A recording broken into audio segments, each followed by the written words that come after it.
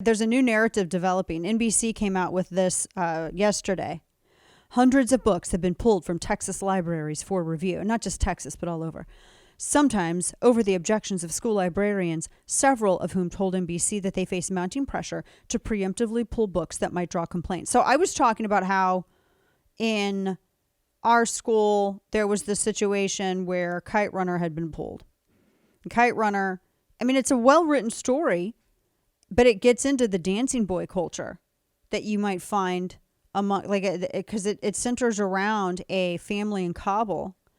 And the dad and the son, they end up leaving and going to the United States. And it talks about the son's friendship with another boy, and they ultimately grow apart. But, he witnesses the boy raped by a bully. A bully rapes him. And then later, that boy's son ends up being rescued by the protagonist in the story because he's a dancing boy. And so there are several instances in this story that are pretty graphic, and it had been designated as junior high reading. And a lot of parents were objecting because they thought, okay, these selections, the portions of this book are way too graphic for our 13-year-olds to read, which I agree. This continues the reasoning that schools alone get to choose what your children learn and when they learn it. They forget their role in the hierarchy here. They exist because they are paid by taxpayers. Taxpayers are parents. Thus, the school is at the mercy of the parents, not the other way around. And they forget that they have to seek parental approval for this stuff.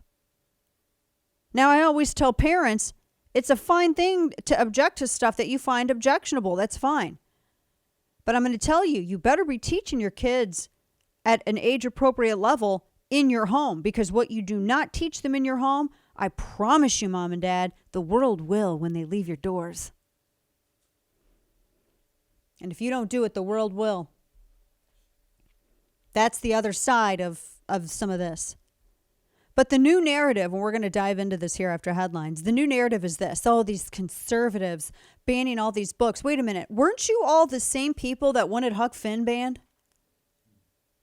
Were you not the same people that wanted to ban Huckleberry Finn?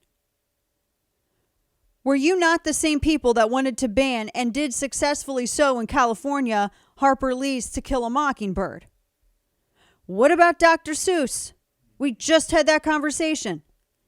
So all of these people who are mad, not because parents are objecting to something that seems superficial, they're objecting to graphic portions of certain books or books that are CRT and teach false history as a method of division.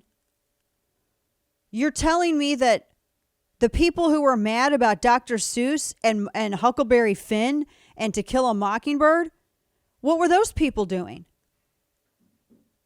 I mean, if you don't want your kids reading those and you have your reasons, that's fine, but don't act like you're more virtuous because you're on the left.